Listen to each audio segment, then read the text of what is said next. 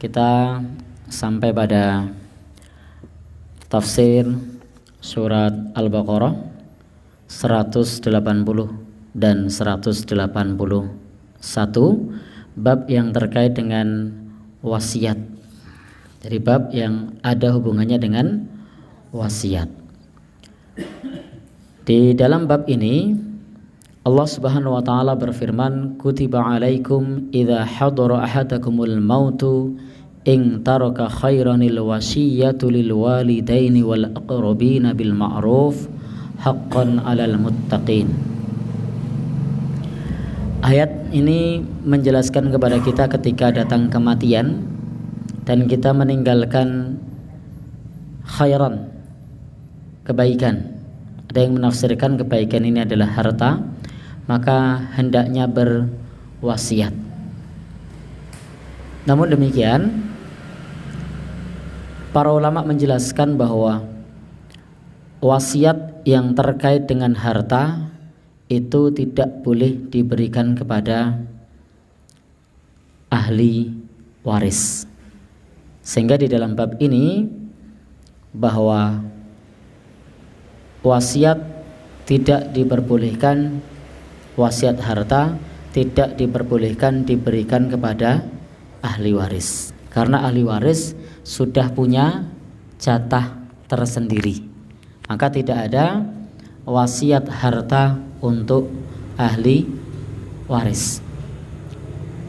Kemudian di ayat berikutnya Allah berfirman, "Faman baddalahu ba'dama sami'ahu", maka barang siapa yang menggantinya setelah mendengar dari wasiat tersebut, fa innama ismuhu 'alal ladzina yubaddilunah, maka dosanya bagi yang mengganti wasiat itu.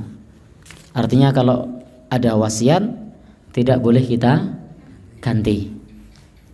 Dan wasiat ini statusnya adalah wajib kita kerjakan jika tujuannya adalah untuk kebaikan, tetapi tidak wajib untuk melaksanakan wasiat yang sifatnya adalah maksiat. Jadi tidak wajib untuk mengerjakan wasiat yang sifatnya adalah maksiat. Maka Bapak Ibu yang berbahagia yang dirahmati oleh Allah Subhanahu wa taala, kita akan mencoba untuk membahas bab ini. Kita komparasikan dengan pembahasan wasiat yang ada di dalam buku fikih yang ditulis oleh Kiai Haji Sulaiman Rasyid. Wasiat yang dimaksud adalah pesan tentang suatu kebaikan yang akan dijalankan sesudah seseorang meninggal dunia. Jadi wasiat itu pesan kebaikan yang akan dikerjakan oleh seseorang sesudah dia meninggal dunia. Artinya berpesan agar nanti dikerjakan kalau dia sudah meninggal dunia. Maka di dalam Al-Quran Allah Subhanahu wa taala berfirman tentang masalah wasiat ini di surah An-Nisa ayat 11 misalnya, mim ba'di wasiyatin yusi biha, atau mim ba'di wasiyati yusi biha, sesudah dipenuhi wasiat yang dibuat. Ini khususnya kalau orang yang meninggal dunia, maka ada wasiat-wasiat. Wasiat ini tadi sudah kita sampaikan, ada wasiat yang berkait dengan pesan-pesan kebaikan, ada wasiat yang terkait dengan harta. Maka itu keduanya punya ketentuan hukum yang berbeda. Jadi punya ketentuan hukum yang berbeda. Maka seseorang yang sudah merasakan ajalnya dekat, dia bisa berpesan kepada keluarganya dengan pesan-pesan yang baik, seperti untuk melunasi hutang-hutangnya. Jadi dia perlu berpesan, dia punya hutang di tempat A, punya hutang di tempat B, punya hutang di tempat C. Maka ini pesan yang semacam ini boleh, bahkan dianjurkan dan wajib dibayar oleh ahli warisnya.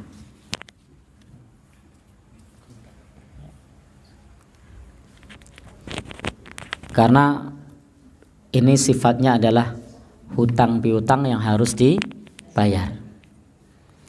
Dan hutang ini juga kaitannya tidak hanya kepada sesama manusia, tapi juga ada hutang kepada Allah Subhanahu wa taala. Maka seseorang bisa mengabarkan kepada putra-putrinya, kepada kerabatnya bahwa dia punya hutang puasa. Karena ini adalah terkait hak Allah Subhanahu wa taala. Dan itu juga wajib untuk dibayar, wajib untuk diselesaikan. Atau dia pernah punya nazar yang belum sempat dikerjakan, maka juga perlu disampaikan bahwasanya orang tuanya punya utang nazar yang sudah permintaannya sudah bisa dipenuhi tetapi belum bisa mengerjakan. Maka inilah wasiat yang terkait dengan pesan-pesan kebaikan. Maka jika wasiat seperti ini yang dimaksud, maka wasiat ini boleh ditujukan kepada ahli waris, karena ini adalah sifatnya adalah pesan. Maka bisa saja orang tua berpesan kepada anaknya pada saat detik-detik akhir, ketika dia sudah merasa ajalnya dekat, orang tua misalnya berpesan kepada anak-anaknya, kalau saya nanti tidak ada, tolong hutang saya dilunasi. Catatannya ada di laci meja paling bawah misalnya ini. Sehingga bisa dicari catatannya, oh di sana masih punya hutang, sehingga bisa diselesaikan oleh ahli warisnya. Ini tidak ada masalah. Atau pesan yang lain, nak, sapi yang di kandang itu saya sudah niatkan besok untuk kurban. Jadi sudah diniatkan besok untuk kurban misalnya. Maka bagi orang yang mendengarnya tidak boleh kemudian merahasiakan, karena ada tendensi tertentu, wah sapi ini gede, nak didol payu larang, mah diwasiatke arep nggo kurban. Ora ono sik ngerti, sik krungu aku dhewe. Lalu kemudian tidak disampaikan dan sapi tersebut kemudian dijual untuk keperluan yang lain, maka jelas ini perbuatan melanggar hukum, tentu hukum Islam. Karena Al-Qur'an tadi sudah berfirman, Allah berfirman, "Faman baddalahu ba'dama sami'ahu." Barang siapa yang mendengar setelah dia mendengar dari wasiat tersebut, kemudian dia menggantinya, fa innama ismuhu 'alal ladzina yubaddiluna, maka dosanya bagi orang yang mengganti tersebut. Jadi tidak boleh diganti kalau sudah dipesankan sapinya untuk kurban, kambingnya untuk kurban. Atau pesan yang lain, nak, ayah itu selama ini sudah nabung, dan tabungan ayah sekarang sudah 1 jerigen misalnya. Nah uangnya uang koin semua misal. Silahkan uang ini disumbangkan di Masjid Al-Amin misalnya. Maka kalau ternyata menemukan uang 1 jerigen itu koin semua misalnya, maka itu disumbangkan, karena ini termasuk pesan, dan pesan ini tidak termasuk pesan untuk bermaksiat. Tapi kalau pesan untuk bermaksiat maka tidak wajib untuk dijalankan. Misalnya kemudian orang tua berpesan kepada anaknya, nak, karena ayah ini pecinta khomer misalnya, naudzubillah ya, besok kalau saya tidak ada tolong pesta khomer 3 hari 3 malam. Maka ini pesan semacam ini tidak wajib dikerjakan, bahkan mengerjakannya malah berdosa, karena itu termasuk bermaksiat kepada Allah Subhanahu wa ta'ala. Atau pesan-pesan yang lain, tolong nanti kalau saya meninggal jangan lupa setiap malam Selasa Kliwon misalnya, agar saya dikasih kembang 7 rupa misalnya, kemudian dikasih apa lagi, dikasih obong-obong. Jangan lupa gejluk lemah ping telu. Sebut danyang kiblat papat limo pancer misalnya. Nah ini pesan-pesan semacam ini tidak wajib, bahkan tidak boleh untuk dikerjakan. Karena sesungguhnya orang tua kita itu tidak membutuhkan itu pada saat sudah meninggal dunia. Tapi yang dibutuhkan adalah doa dari orang yang masih hidup. Karena ada pesan yang aneh-aneh begitu. Baik Bapak dan Ibu yang berbahagia, terkait dengan wasiat ini ada rukun wasiat. Yang pertama adalah ada orang yang berwasiat. Jadi terkait rukun wasiat ini harus ada orang yang berwasiat. Hendaknya bersifat mukallaf dan berhak berbuat kebaikan. Artinya orang yang wasiat ini adalah orang yang mukallaf, orang yang sudah dibebani kewajiban sholat, sudah balik, sudah berumur, dia sadar dengan apa yang sudah dikerjakan. Yang kedua, ada yang menerima wasiat. Artinya wasiatnya harus ada yang menerima, ada yang mendengar pada saat dia mengucapkan tersebut. Maka di sini yang sifatnya adalah untuk kemaslahatan umum, seperti membangun masjid, sekolah, bersedekah, berinfak, berkurban atau yang lainnya. Tetapi kalau kepada yang tertentu hendaknya ditambah syarat yang bersifat seseorang yang boleh memiliki. Tapi kalau tidak disebut kepada orang tertentu maka tidak. Maka tidak boleh orang tua berwasiat karena anaknya ada 3 misalnya, kemudian berat sebelah. Pokoknya bagian tanah yang di sana itu untuk anak saya yang ini tidak boleh. Karena wasiat yang semacam ini ditujukan kepada ahli waris ini akan menjadi congkrah. Loh kok kayak gitu? Dan seterusnya. Maka dalam Islam itu tidak diperbolehkan kalau wasiat diberikan kepada ahli warisnya. Pokoknya gedung bertingkat dan semua perusahaan itu miliknya si ini, yang lain tidak boleh misalnya. Nah ini tidak boleh dikerjakan karena ini mengandung mudorot. Dan sudah dijelaskan bahwasanya di dalam hadis Nabi Shallallahu Alaihi Wasallam, fala wasiyata liwarisin, tidak ada wasiat bagi ahli waris. Kemudian berikutnya, sesuatu yang diwasiatkan disyaratkan dapat berpindah milik dari seorang kepada orang lain. Jadi disyaratkan bahwa sesuatu yang diwasiatkan dapat berpindah milik dari seorang kepada orang lain. Kalau hak guna tidak boleh diwasiatkan. Maka dia hanya boleh untuk menggunakan sebatas yang dibolehkan oleh orang yang punya sesuatu tersebut. Kalau kemudian melebihinya, hak guna disuruh menjual, maka ini tidak boleh dikerjakan karena bukan miliknya. Atau sesuatu yang tidak bisa berpindah milik, itu tidak diperbolehkan. Yang keempat, lafadz atau kalimat wasiat, yaitu kalimat yang dapat dipahami untuk wasiat. Artinya kalau ndeleming, germeng, maka itu sesuatu yang tidak bisa dipahami. Atau biasanya orang pada saat sudah tua itu omongannya tidak jelas. Orang mengatakan esok tempe sore dele, kebalik ya. Kok iso esok tempe sore dele? Mestinya esok dele sore tempe. Tapi bisa juga. Jadi esok dele sore tempe, esok duit misalnya. Ya, jadi berubah-ubah. Maka keterangannya berubah-ubah, tidak jelas, tidak bisa dipahami. Kadang ngalor, kadang ngidul. Jadi sudah tidak mengerti apa yang diucapkan atau ngoyoworo. Maka ini lafadz wasiat yang tidak bisa dipahami. Maka wasiatnya tidak sah karena ucapannya selincu.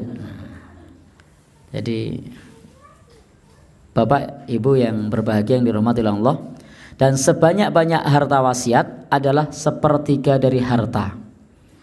Artinya wasiat tidak boleh lebih dari sepertiga harta. Maka Bapak, Ibu dan saudara yang berbahagia yang dirahmati Allah, dalam Islam tidak menginginkan bahwasanya ahli waris ketika ditinggalkan dalam keadaan terlunta-lunta karena hartanya habis untuk wasiat. Maka dalam ayat yang lain, waliyakhshalladzina law taraku min khalfihim dzurriyyatan di'afan, dan takutlah kalian, khawatirlah kalian terhadap suatu generasi yang lemah. Lemah di sini ya lemah iman, lemah ekonomi, tentu yang utama adalah lemah iman. Maka kalau kemudian di hartanya semua habis, maka jelas secara ekonomi dia lemah. Maka sebaiknya lebih baik orang tua meninggalkan putra-putrinya dalam keadaan sejahtera dibandingkan orang tua meninggalkan putra-putrinya dalam keadaan tidak sejahtera. Karena itu ada aturan di dalam Islam, tidak boleh orang tua untuk meninggalkan wasiat sementara wasiat tersebut lebih dari sepertiga. Maka kalau orang itu punya aset 3 miliar, maka wasiat maksimal yang dibolehkan adalah 1 miliar. Tidak boleh kalau kemudian karena asetnya 3 miliar, anaknya cuma 1, kemudian sudahlah ini dari 3 miliar ini 2,5 miliar untuk wasiat. Lalu yang 500 juta untuk anaknya, ini tidak boleh. Dan ini bisa menjadikan Bapak Ibu yang berbahagia yang dirahmati Allah, seorang anak ketika ditinggal oleh orang tuanya itu membenci orang tuanya karena mengatakan orang tua orang ninggali opo-opo padahal punya macam-macam. Maka ini sudah diantisipasi oleh Islam, maksimal hanya sepertiga. Sebagaimana dari sahabat Ibnu Abbas, semoga Allah meridhoinya, qala berkata, anan nasa, bahwasanya manusia ghaddu minas sulus ila rubu fa inna Rasulullah sallallahu alaihi wasallam qala as-sulus was-sulus katsir. Jadi bahwasanya manusia mengurangi wasiat mereka dari sepertiga ke seperempat, karena sesungguhnya Rasulullah sallallahu alaihi wasallam telah bersabda, wasiat itu sepertiga, sedangkan sepertiga itu sudah banyak. Jadi wasiat itu sepertiga karena sepertiga itu sudah banyak. Beliau mengatakan qala as-sulus was-sulus katsir. Beliau bersabda sepertiga dan sepertiga itu sudah banyak. Maka demikian pula kalau ada orang yang bernadar di zaman Nabi, ada orang yang bernadar untuk mensedekahkan hartanya, lalu akan diberikan setengah dari hartanya. Maka Nabi Shallallahu Alaihi Wasallam menolak. Nabi Shallallahu Alaihi Wasallam menolak karena hendak memberikan setengah hartanya, dan beliau menyarankan kalau mau memberikan maka maksimal sepertiga, tidak lebih. Maka Bapak Ibu yang berbahagia yang dirahmati Allah Subhanahu Wa Taala, terkait dengan wasiat ini juga sudah kita sampaikan. Untuk ahli waris itu sudah punya haknya masing-masing. Maka kalau ditambahi wasiat, maka berarti dia mendapatkan lebih dari haknya sendiri. Karena itu tadi di awal sudah kita bahas, ini dilarang oleh Nabi. Sebagaimana sabda beliau, innallaha qad a'ta kulladzi haqqin haqqah. Sesungguhnya Allah sudah memberikan setiap orang itu haknya masing-masing. Maka setiap ahli waris sudah punya haknya masing-masing.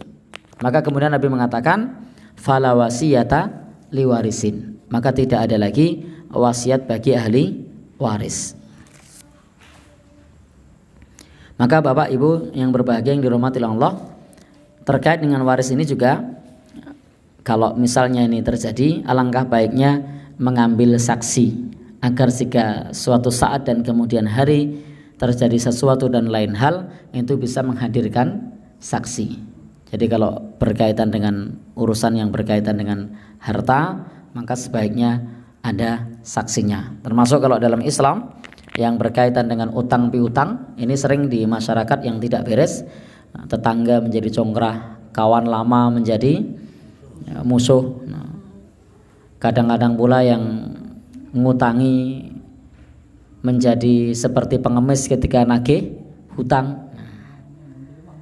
Sementara yang ngutang malah seperti raja, dan seterusnya. Berapa banyak orang yang kemudian sakit hati karena melihat orang yang ngutang di sosial media, glamor, beli pakaian yang bermerek, shopping kemana-mana, sementara hutangnya tak kunjung dilunasi. Maka dalam Islam kalau berkaitan dengan masalah harta, masuk wasiat, kemudian juga utang piutang, itu dianjurkan untuk dicatat, untuk ada 2 orang saksi. Bagaimana kalau tidak dicatat? Tetap sah. Bagaimana kalau tidak ada saksi? Tetap sah. Tetapi di sini dianjurkan untuk mengantisipasi sesuatu dan lain hal yang terjadi di kemudian hari. Termasuk kalau mau utang, ada orang mau utang meskipun itu saudaranya. Karena justru banyak orang yang ngemplang itu bukan dari orang jauh, tapi dari saudaranya sendiri, dari tetangganya sendiri, dari orang dekatnya sendiri. Dan jarang orang utang banyak itu orang jauh. Biasanya yang utang banyak itu orang dekat. Dan orang biasanya ngeculke duit itu bukan kepada orang jauh, tetapi kepada orang yang sudah dekat dalam pertemanan, akrab dalam keseharian, dekat dalam tempat.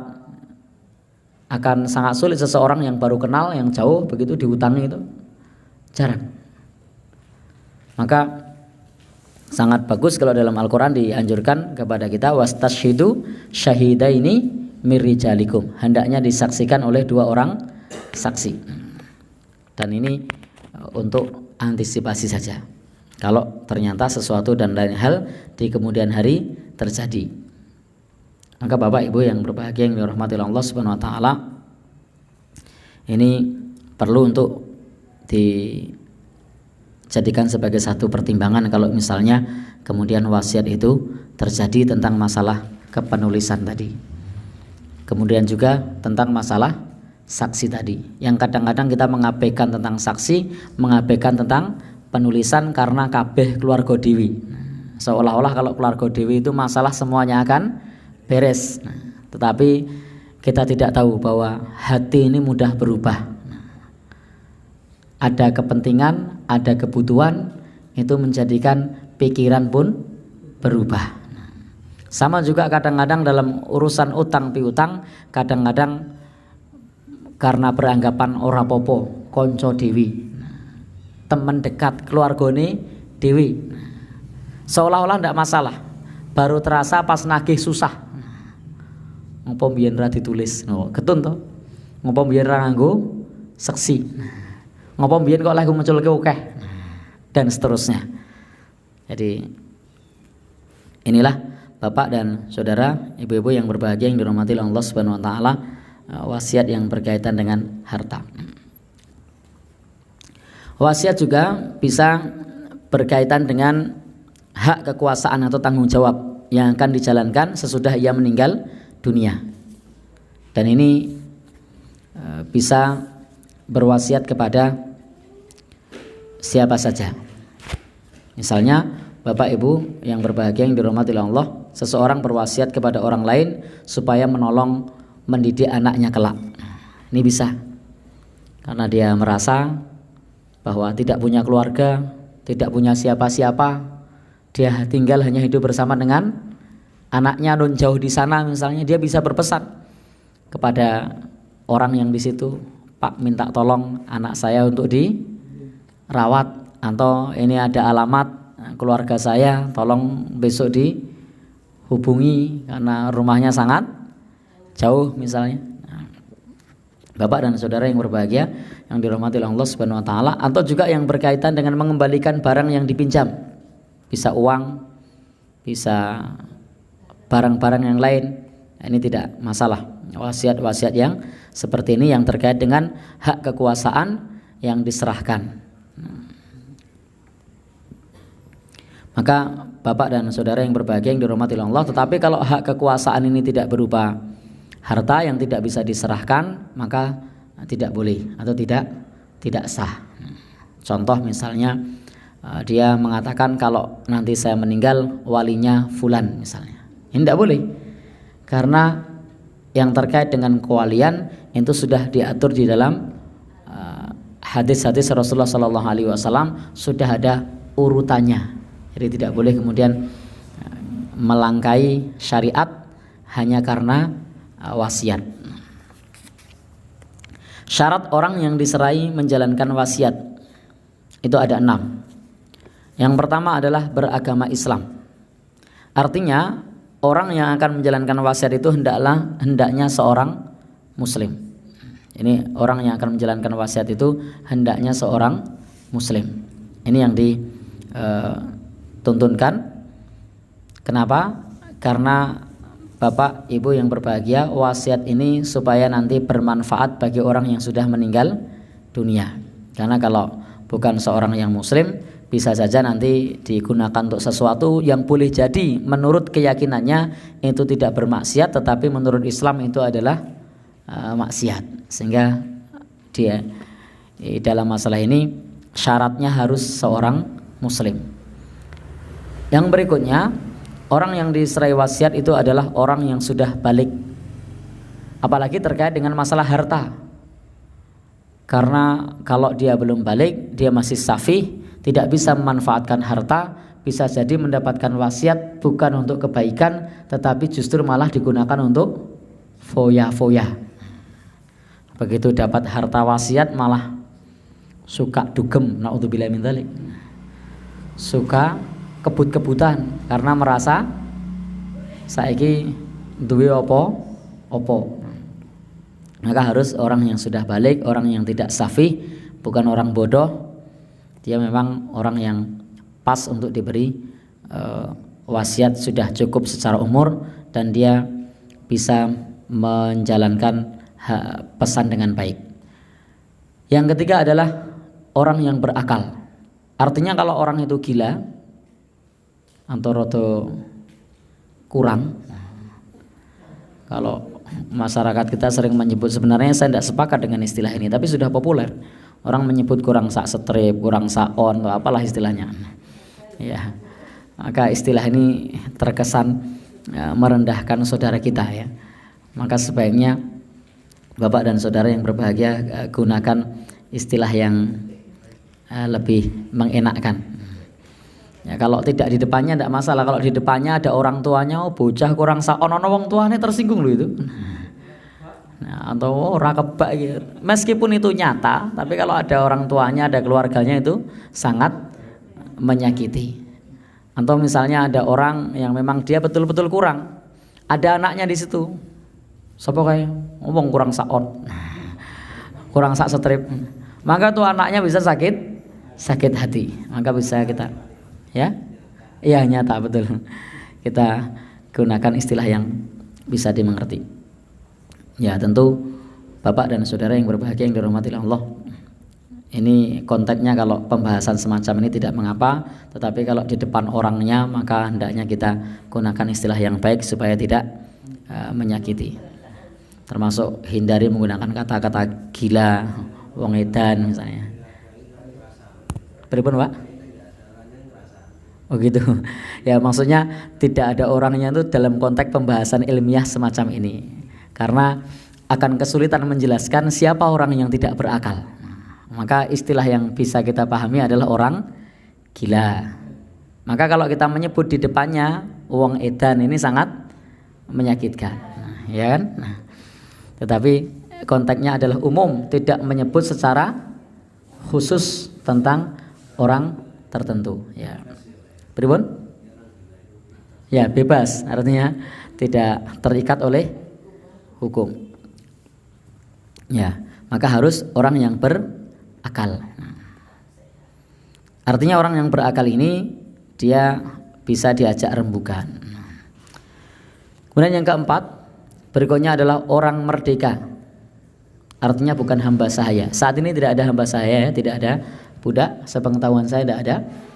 Kemudian yang berikutnya orang yang amanah, artinya dapat dipercaya.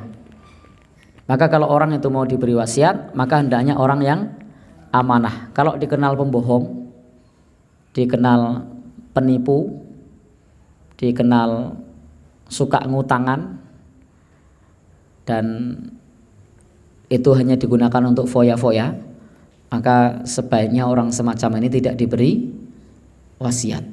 Maka disyaratkan orang yang diberi wasiat adalah orang yang amanah.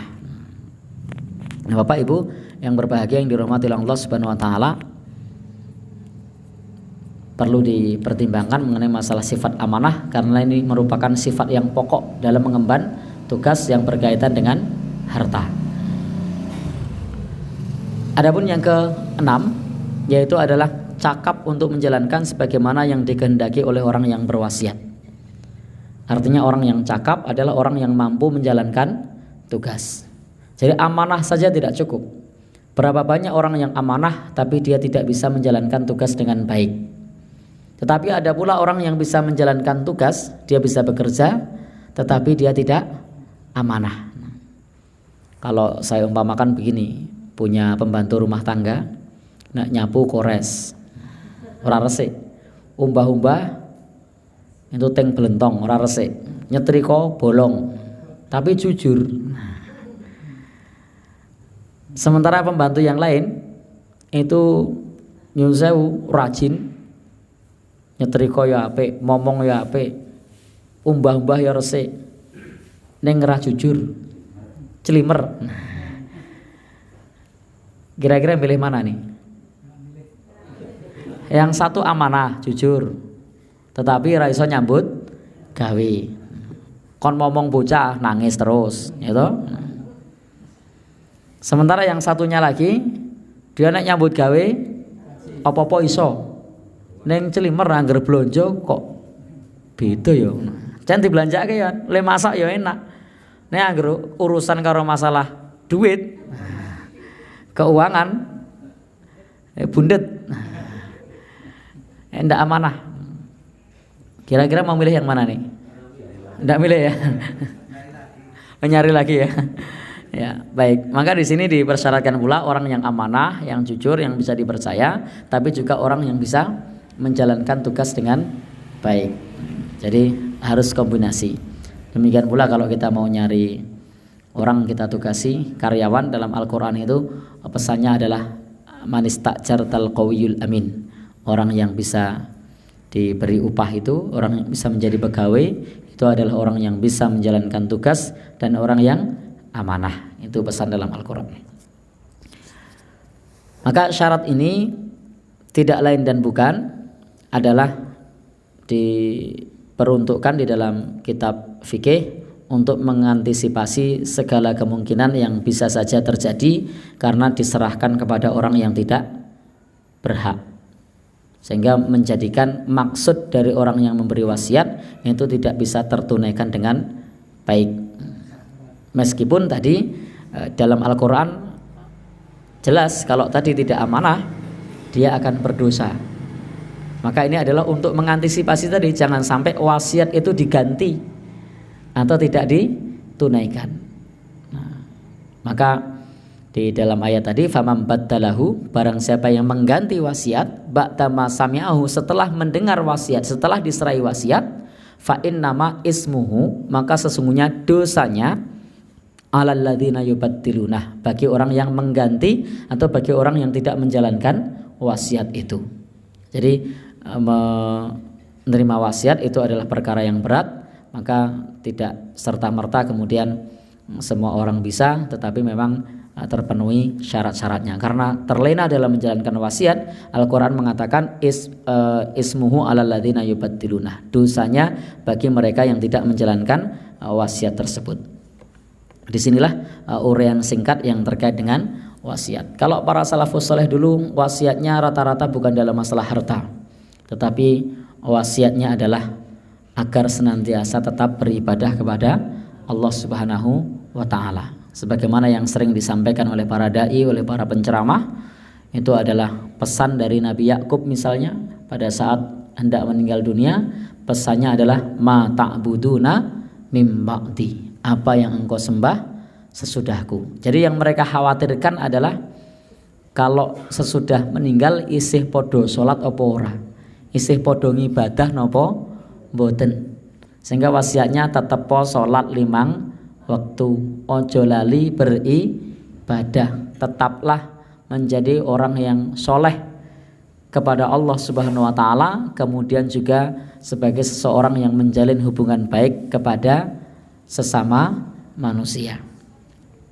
Demikian ini pembahasan kita yang terkait dengan bab wasiat. Mudah-mudahan menjadi satu perhatian bagi kita bahwa ketika seseorang meninggal dunia, maka ada hal-hal yang perlu ditunaikan. Sebelum menunaikan yang lainnya adalah untuk bisa mengetahui apa itu wasiatnya dan menjalankan wasiat tersebut, atau ada komitmen untuk mengerjakan wasiat tersebut. Termasuk di sana ada kewajiban-kewajiban lain seperti membayarkan hutangnya, nazarnya, baik hutang kepada Allah kemudian hutang kepada sesama manusia.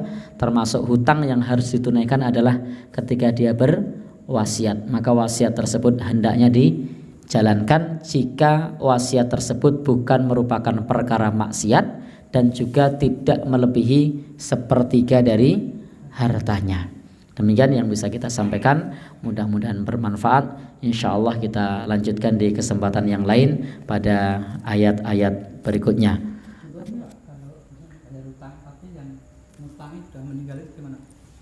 Untuk